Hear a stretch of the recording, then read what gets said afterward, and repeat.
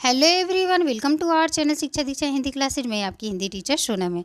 आज मैं आपके साथ जो है प्रीवियस ईयर क्वेश्चन पेपर लाई हूँ, क्योंकि बहुत सारे कमेंट आ रहे थे कि ma'am previous year question paper कराइए, प्रीवियस ईयर क्वेश्चन पेपर कराइए।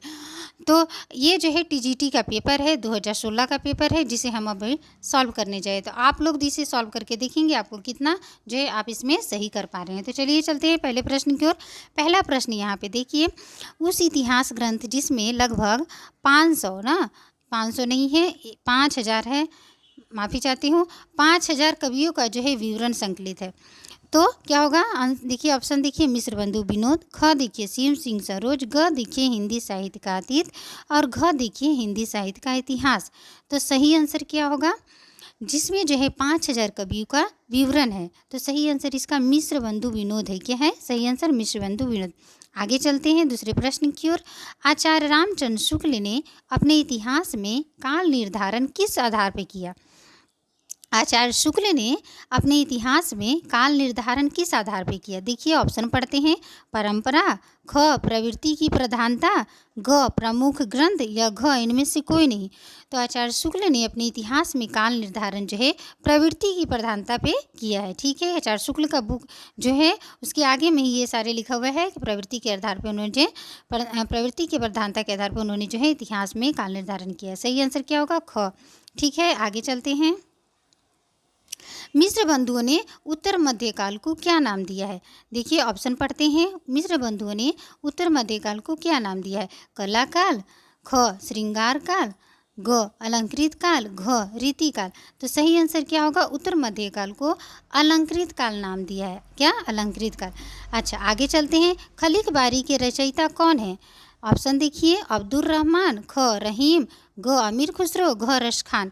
खालिक बारी के रचयिता अमीर खुसरो हैं। देखिए प्रीवियस ईयर में आया हुआ है। अब मैंने जो है आपको जो अमीर खुसरो पे एक शॉर्ट्स आपके जो है अमीर खुसरो पे मैंने एक शॉर्ट्स भी डाला है, जिसमें अमीर खुसरो का जन्म और अमीर खुसरो की रचनाएं, प्रमुख रचनाएं मैंने डाली हैं, और फिर जो है उनका गुरु कौन था, ये सब मैंने डाला है।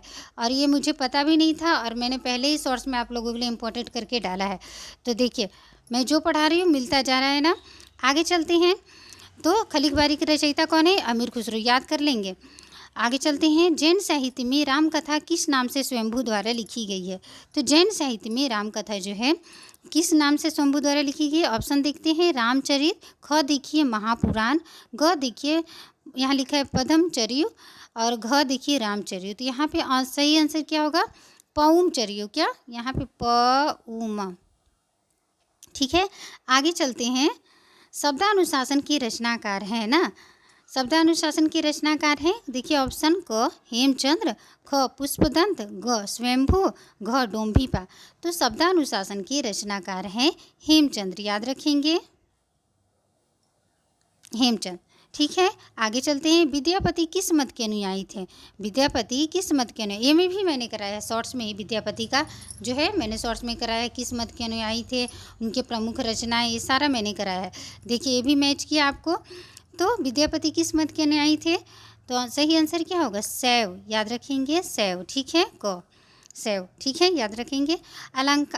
आलवार, आलवार भक्तों का मूल स्थान कहाँ था? देखिए ऑप्शन देखते हैं। उत्तर भारत, क ख देखिए पूर्वोत्तर भारत, ग देखिए दक्षिण भारत, या घ देखिए महाराष्ट्र। तो आलवार भक्तों का मूल स्थान दक्षिण भारत था। सही आंसर क्या होगा? दक्षिण भारत। आगे चलते हैं।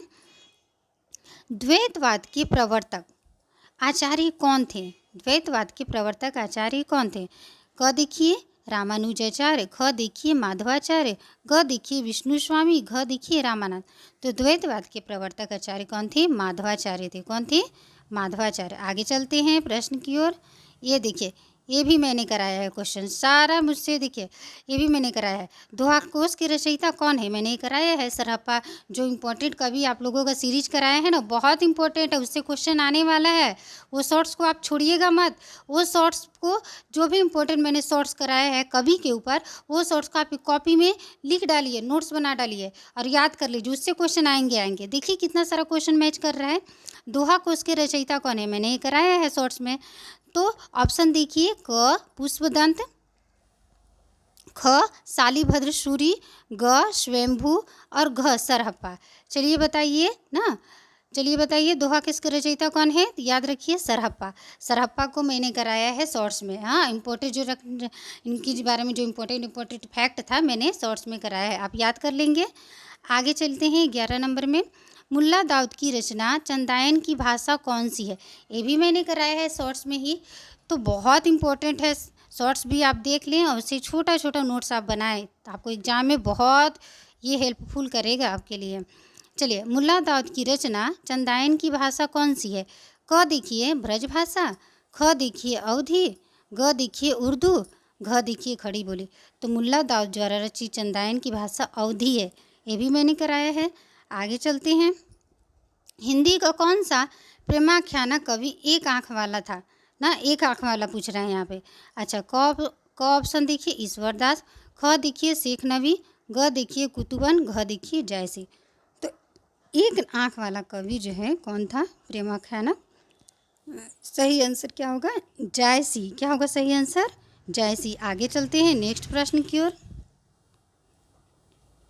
देखिए, निम्नलिखित में से कौन सा ग्रंथ केशव दास द्वारा रचित नहीं पूछा है? ध्यान से पढ़ेंगे प्रश्न को, नहीं पूछा है इसमें, नहीं। अच्छा, क देखिए छत्र प्रकाश, ख देखिए रसिक प्रिया, ग देखिए विज्ञान गीता, घ देखिए कवि प्रिया। तो विज्ञान गीता, कवि प्रिया और रसिक प्रिया तीनों केशव दास द्वारा रचित है। छत्र प्रकाश जो है लाल कवि का है। किसका है? लाल कवि, याद रखेंगे। तो सही आंसर क। आगे देखते हैं, सरस्वती पत्रिका का पहला संपादक निम्नलिखित में कौन था? ऑप्शन देखते हैं। क रामचंद्र शुक्ल, महावीर प्रसाद द्विवेदी, ग श्याम सुंदर दास, भारतेंदु हरिश्चंद्र। ये भी मैंने कराया है आपको। आप ध्यान से मेरे वीडियो को ज़रूर देखेंगे, बहुत क्वेश्चन मैच कर रहा है, तो आप देखेंगे ज़रूर वीडियो को। ये भी मैंने कराया है सरस्वती पत्रिका का पहला संपादक। मैंने जो है जब द्विवेदी युग कराया शायद, उसमें ये प्रश्न मैंने दिया था आप लोगों को, आप देखेंगे। तो सरस्वती पत्रिका का ना पहला संपादक आपको पूछ रहा है। चलिए बताइए सही आंसर क्या होगा? तो पहला संपादक थे श्याम सुंदर दास। क्या थे? श्याम सुंदर दास ना, श्याम सुंदर दास। और बाद में जाकर जो है महावीर प्रसाद द्विवेदी जो है 1903 में बनते हैं, याद रखेंगे। हिंदी शब्द सागर की भूमिका के रूप में किस ग्रंथ की रचना हुई? हिंदी शब्द सागर की भूमिका के रूप में किस ग्रंथ की रचना हुई? ये भी मैंने कराया है। तो चलिए आगे चलते हैं, इसका ऑप्शन पढ़ते हैं।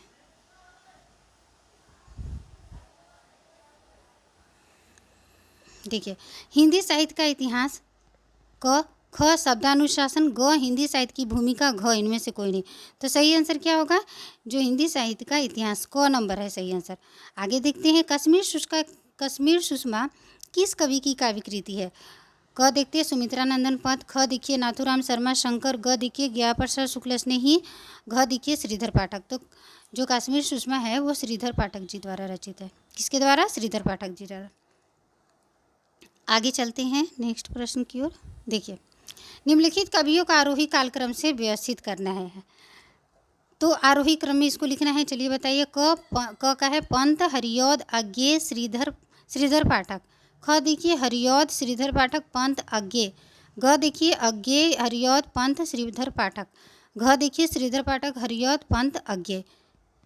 तो सही आंसर क्या होगा? सही आंसर आपका होगा इसका घ, श्रीधर पाठक, हरिऔध जी, पंत, इसके बाद अज्ञेय जी। ठीक है, आगे चलते हैं।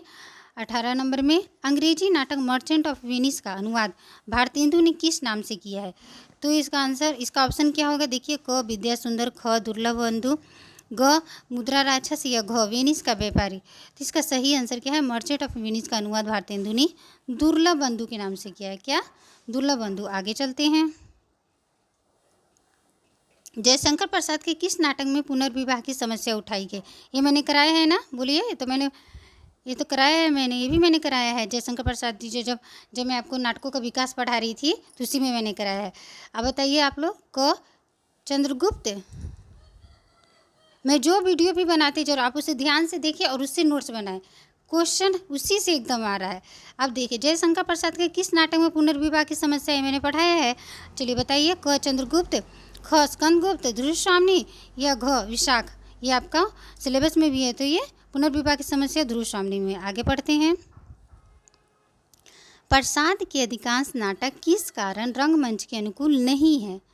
तो क देखिए, उनमें पात्रों की संख्या अधिक है, ख देखिए भाषा संस्कृत निष्ठ एवं संवाद बड़े बड़े हैं। ग देखिए दृश्यों की संख्या अधिक है तथा रंगमंच के अनुकूल नहीं है। घ देखिए इनमें से सभी। तो सही आंसर क्या होगा? इनमें से सभी। ठीक है, आगे चलते हैं। इनमें से सभी। आगे चलते हैं। प्रसाद का कौन सा नाटक रंगमंच की दृष्टि से सर्वाधिक उपयुक्त माना जाता है? ऑप्शन देखते हैं। क स्कंदगुप्त, ख चंद्रगुप्त, ग ध्रुवस्वामी, घ विशाख। तो सही आंसर क्या है? स्कंदगुप्त ना, स्कंदगुप्त।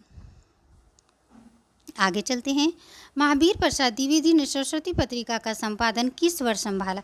ये भी मैंने कराया है ना, आप लोग जानते ही होंगे। महावीर प्रसाद द्विवेदी ने सरस्वती पत्रिका का संपादन किस वर्ष संभाला? चलिए बताइए। तो इसका सही आंसर क्या होगा? 1903। यहाँ 1903 याद रखेंगे, ये भी मैंने कराया ही है। सदाचार का ताबीज निबंध के लेखक कौन है? बेचन शर्मा, ख हरिशंकर परसाई, ग बेढव बनारसी या घ शरद जोशी। तो सही आंसर क्या होगा? हरिशंकर परसाई। आगे चलते हैं। भारतीय नारी की दयनीय दशा का निरूपण किस निबंध संग्रह में है? क देखिए श्रृंखला की खड़िया, ग देखिए त्रिशंकु, ख देखिए विफतगा और ग देखिए आत्मनेपद। तो सही आंसर क्या है? श्रृंखला की कड़िया महादेवी वर्मा जी द्वारा रचित है, ये निबंध है। आगे चलते हैं। निम्नलिखित में से किस आलोचक ने इंदुमती को हिंदी की पहली कहानी मानी? ये भी मैंने आपको कराया है, जब हिंदी का विकास पढ़ा रही थी उसमें वीडियो में डाली हूँ, और हिंदी का विकास में भी कराया है, फिर प्रश्न लाए तो उसमें भी कराया है, आप लोग देखेंगे। हिंदी किस आलोचक ने इंदुमती को हिंदी की पहली कहानी माना है?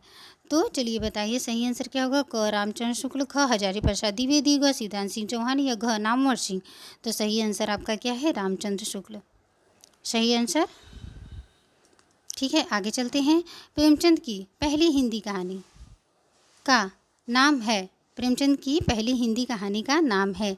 क देखिए बूढ़ी काकी, ख देखिए यंत्र, ग देखिए पंच परमेश्वर और घ देखिए ठाकुर का कुआं। तो प्रेमचंद जी द्वारा रचित पहली हिंदी की कहानी पंच परमेश्वर, याद रखेंगे। आगे चलते हैं।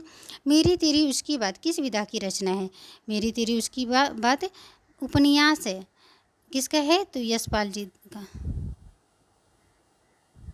आगे चलते हैं। प्रश्न बहुत है, 60 प्रश्न है, जल्दी जल्दी करते हैं हम लोग। पराया सुख के रचनाकार का क्या नाम है? कल ही मैंने इस पे वीडियो डाला, तो मैं इसलिए आप लोगों को बोल रही, आप लोग को सिलेबस को ना रट जाए। सिलेबस से कितना क्वेश्चन आपको 2-3 पूछ लेगा, तो आपको सिलेबस पूरा याद होना चाहिए। ये पूछ लिया पराया सुख के रचनाकार का नाम, और कल मैंने इस पर वीडियो भी डाला है, पराया सुख कहानी का पूरा डिटेल्स ही डाल दिया है। तो अगर मेरी वीडियो से आप लोग नोट्स बना रहे हैं, देख रहे हैं ध्यान से, तो देखिए क्वेश्चन सब वहीं से आ रहे हैं कि नहीं, आप बताइए। क देखिए यशपाल हरिशंकर परसाई, ग देखिए भीष्म साहनी, घ देखिए अज्ञे, आप लोगों ने पढ़ा ही है कल। तो पराया सुख के रचनाकार यशपाल हैं। कौन है? यशपाल। आगे चलते हैं। डिप्टी कलेक्ट्री के रचनाकार का नाम है? क देखिए शिव प्रसाद, ख देखिए अमरकांत, ग देखिए भीष्म साहनी, घ देखिए मोहन राकेश। डिप्टी कलेक्ट्री के रचनाकार का नाम कौन है? कौन है ये? अमरकांत है। कौन है? याद रखेंगे, अमरकांत है। आगे चलते हैं नेक्स्ट प्रश्न की ओर। ये देखिए कफन है यहाँ पे, कफन, हाँ कफन है। कफन का प्रकाशन वर्ष क्या है? ये भी कराया है, कफन कहानी आपको कराया है ना, उसका प्रकाशन वर्ष भी आपको कराया है। तो चलिए कफन का प्रकाशन वर्ष 1930, 1932, ग 1935 या 36 ना, सब लोग जान ही रहे होंगे आप लोग। आगे चलते हैं। रहु रे मधुकर मधु मतवारे किस कवि की पंक्ति है? क सूरदास, ख तुलसीदास, नंददास या घ है कुंभन दास। रहु रे मधुकर मधु मतवारे तो सूरदास जी द्वारा रचित है। आगे चलते हैं। मेरी भव बाधा हरो राधा नगरी सोई, जातन की झाई परे श्यामु हरित दूती होई। इस दोहे में कौन सा अलंकार है?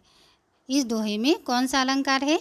तो इस दोहे में जो है श्लेष अलंकार है। क्या है? श्लेष। आगे चलते हैं।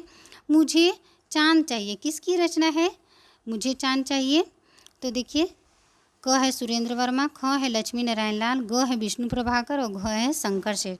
तो मुझे चांद चाहिए सुरेंद्र वर्मा जी द्वारा रचित है, याद रखेंगे। आगे चलते हैं। सबन के ऊपर ही ठाड़े रहिबे के जोग, ताही खरो कियो 6,000 के नियरे। उक्त पंक्तियाँ किस कवि की हैं? क देखिए बिहारी, ख देखिए घनानंद, ग देखिए भूषण और घ देखिए केशवदास। तो ये पंक्ति जो है घनानंद भूषण की है, ये पंक्ति भूषण की है, भूषण की। हाँ, आगे चलते हैं। ही माद्री तुंग श्रृंग से प्रबुद्ध शुद्ध भारती, यह गीत किस नाटक से उद्धृत है? ये मैंने कराया है ना आप लोगों को, बोलिए। ये माधुरी तुरुंग श्रृंग से प्रबुद्ध शुद्ध भारती, ये कविता कराया है आपको, और कहाँ से लिया गया सब मैंने आप लोगों को क्लास दिया है। तो कितना इम्पोर्टेंट है ना। तो मैं सिर्फ सिलेबस के अकॉर्डिंग ही चल रही हूँ, जो बहुत आप लोगों को एग्ज़ाम में बहुत हेल्पफुल होगा ये क्लास आप लोगों को। तो हिमाद्री तुरुंग श्रृंग से प्रबुद्ध शुद्ध भारती, यह गीत किस नाटक से उद्धृत है? तो ये क ऑप्शन देखिए चंद्रगुप्त, ख देखिए स्कंदगुप्त, ग देखिए अजातशत्रु, घ देखिए धृतराष्ट्र। चलिए बताइए सही आंसर। तो इसका सही आंसर क्या होगा? आप जानते ही होंगे, मेरी वीडियो अगर देखा होगा तो आपको याद होगा, चंद्रगुप्त। आगे देखिए, परिहरि राम भगति सुरसहिता में कौन सा अलंकार है? तो ऑप्शन देखिए क विशेषण विपर्यय, ख देखिए भ्रांतिमान, ग देखिए रूपक और घ देखिए विशेषोक्ति ना, विशेषोक्ति। तो कौन सा अलंकार है? चलिए बताइए। परिहरि राम भगति सुर सरिता में कौन सा अलंकार है? कौन सा अलंकार है? रूपक अलंकार। आगे चलते हैं नेक्स्ट प्रश्न की ओर। पावक तुल्य अमितन को भयो, मीतन को भयो धाम सुधा के, यह पंक्ति किस रचनाकार की है? यह पंक्ति किस रचनाकार की है? जानी दो वह कवि कल्पित था, यह पंक्ति किस कविता से उद्धृत है? आगे चलते हैं, ऑप्शन पढ़ते हैं। क बहुदिनों के बाद, ख देखिए अकाल और उसके बाद ग देखिए बादल को घिरते देखा है, घ देखिए कवि कालिदास सच बतलाना। तो जानी दो वह कवि कल्पित था, यह पंक्ति जो है किस कविता से उद्धृत है? याद रखेंगे, बादल को घिरते देखा है से। आगे चलते हैं। हे चीर महान शीर्षक कविता के रचनाकार का नाम है। हे चीर महान शीर्षक कविता के रचनाकार, ऑप्शन देखिए क प्रसाद, ख देखिए निराला जी, ग देखिए पंत जी, घ देखिए महादेवी वर्मा जी। तो चीर महान पंत जी द्वारा, किसके जी द्वारा? पंत जी द्वारा कविता है रचित। लीजा किसकी पत्नी है? क देखिए ऑप्शन हर्बर्ट, ख देखिए रिचर्ड्स, ग देखिए नथु, घ देखिए इनमें से कोई नहीं। लीजा हर्बर्ट की पत्नी है, किसकी? हर्बर्ट की, याद रखेंगे। आगे चलते हैं। बख्शी जी किस उपन्यास के पात्र हैं? क देखिए गबन, ख देखिए कर्मभूमि, ग देखिए तमस और घ देखिए आधा गाँव। तो बख्शी जी किस उपन्यास के पात्र हैं? तो तमस के हैं। किसके? तमस। तमस उपन्यास आपके सिलेबस में लगा हुआ है, आपको पढ़ना भी है, उसी से क्वेश्चन ये सब लिया है। आगे चलते हैं।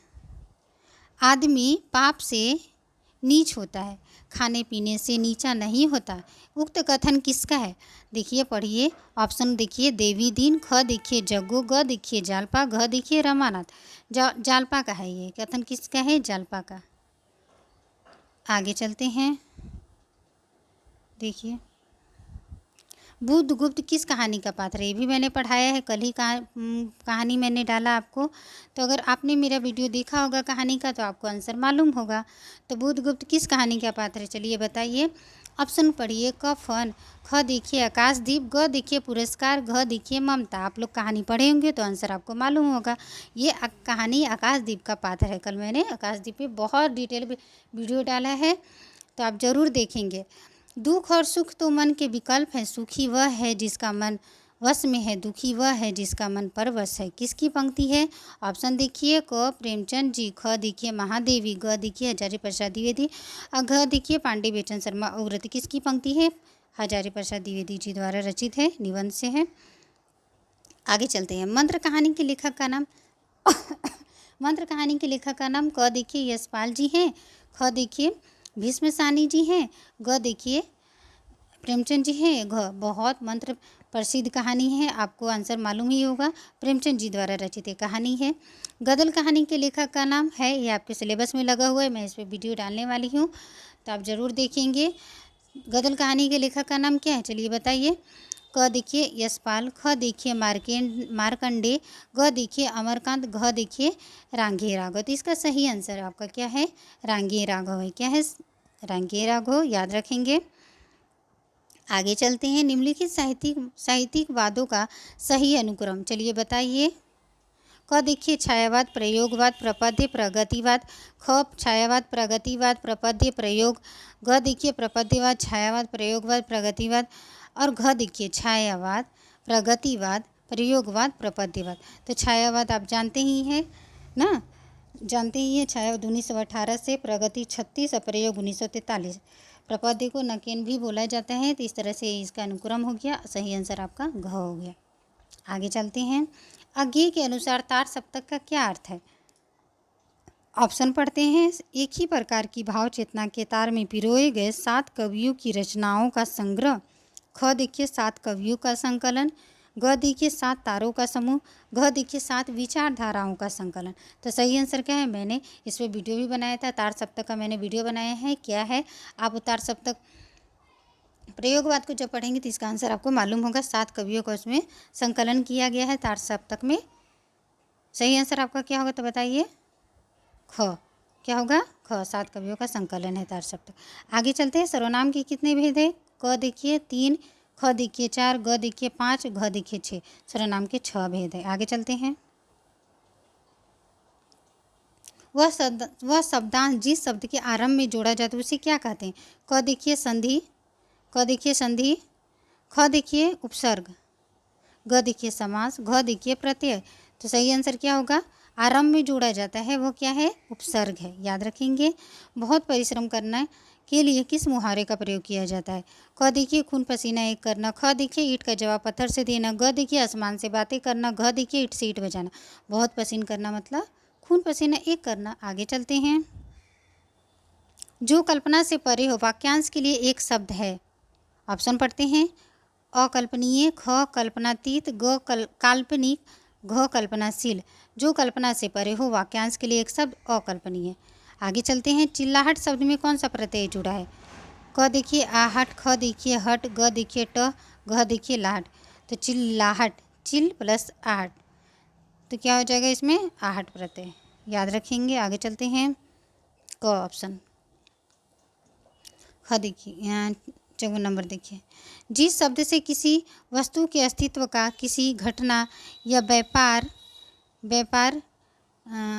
के व्यापारिक कार्य के होने का बोध होता है उसे क्या कहते हैं। ऑप्शन देखते हैं। क संज्ञा, ख देखिए सर्वनाम, ग देखिए विशेषण, घ देखिए क्रिया। तो कार्य होने का बोध क्रिया कहलाता है। ऑप्शन होगा आपका घ। आगे चलते हैं। देवता अब इन प्रतीकों के कर गए हैं कुछ, कभी वासन अधिक घिसने से मूल में छूट जाता है। इन पंक्तियों का मूल मंतव्य क्या है। ऑप्शन पढ़ते हैं। क पुराने शब्दों की अर्थवत्ता खो गई है। ख बर्तन की कलई छूट गई है। मूर्ति में देवता वास नहीं रहा। घ इनमें से कोई नहीं। तो यह गेय जी द्वारा रचित एक कविता है, उसी से पंक्ति लिया गया है। तो इसका मतलब हो गया पुराने शब्दों की अर्थवत्ता खो गई है। तो ये रहा आपका जो है टीजीटी का पेपर, जिसे हम लोगों ने आज सॉल्व किया है। तो मिलते हैं फ्रेंड्स नए वीडियो में। नेक्स्ट वीडियो में मैं पीजीटी का पेपर लेकर आऊँगी। इसी तरह से हम लोग सॉल्व करेंगे। आप अपना देखेंगे आप इसमें कितना क्वेश्चन जो है आपको आ रहा है करने के लिए। तो अगर ये वीडियो आपको अच्छी लगी हो फ्रेंड्स, तो प्लीज़ लाइक शेयर सब्सक्राइब अवश्य करिए। जो भी मेरे चैनल पर नए आने वाले हैं वो सब्सक्राइब कर ले, ताकि जो है आपको नए वीडियो का नोटिफिकेशन आपको मिलता रहे। और कमेंट में करके मुझे ज़रूर बताएं कि आपको वीडियो कैसे लग रही है। और देख रहे हैं बहुत सारे क्वेश्चन मैच कर रहे हैं मैंने जो पढ़ाया है। तो अभी आप लोगों ने जब प्रीवियस ईयर किया तो आपको दिखाई, आप लोगों ने देखा ही होगा बहुत सारे क्वेश्चन मैच कर रहे हैं। तो आप लोग ध्यान से पढ़ें और अच्छे से ऐसे ही धैर्य से पढ़ते जाएं। आपका एग्ज़ाम ज़रूर सफल होगा, ज़रूर अच्छा होगा। तो थैंक यू एवरीवन। मिलते हैं नए वीडियो में पीजीटी के क्वेश्चन पेपर के साथ। Thank you.